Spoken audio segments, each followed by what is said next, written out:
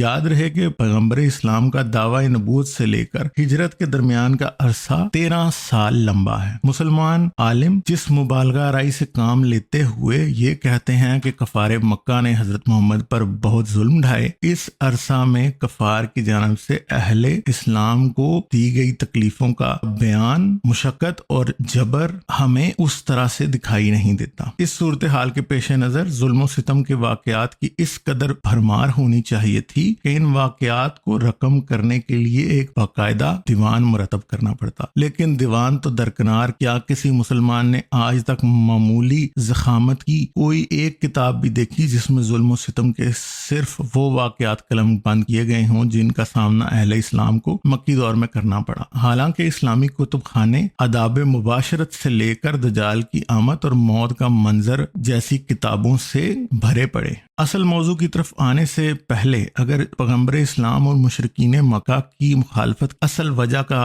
جائزہ لیا جائے تو صورتحال کی وضاحت میں کافی حد تک آسانی ہو جائے گی۔ ابن اسحاق اپنی سیرت رسول میں کہتے ہیں، مجھ کو جو روایت پہنچی ہیں ان سے یہ معلوم ہوا کہ جب رسول اللہ نے اپنی دعوت کا اعلان کیا، مشرک آپ کے کچھ مزاحم نہیں ہوئے جب تک کہ آپ نے ان کے معبودوں کو برا نہیں کہا، اور جب آپ نے برا کہنا شروع کیا جس سے وہ نہایت خفا ہوئے اور حضور کی دشمنی پر اتفاق کیا۔ سیرت ابن ہشام جلد اول باب 32 اعلانیہ دعوت اسلام صفحہ 170۔ ابن اسحاق کی اس صراحت کے بعد کہ مشرکین مکہ نے اس وقت تک پیغمبر اسلام کی مخالفت نہیں کی جب تک کہ پیغمبر اسلام نے ان کے معبودوں کو برا بھلا نہیں کہا۔ جب پیغمبر اسلام نے کفار مکہ کے معبودوں کو برا بھلا کہنا شروع کر دیا تو کفار مکہ نے پیغمبر اسلام کو توہین معبودان کا مرتکب ہونے کے باوجود ان کے خلاف 295 کی طرز کا نہ تو کوئی مقدمہ دائر کیا اور نہ ہی ماورائے عدالت قتل یعنی موب لنچنگ کوشش کی، بلکہ ایک نہایت مہذب اور جمہوری انداز اور قبائلی روایت کے مطابق پیغمبر اسلام کے سرپرست ابو طالب کے پاس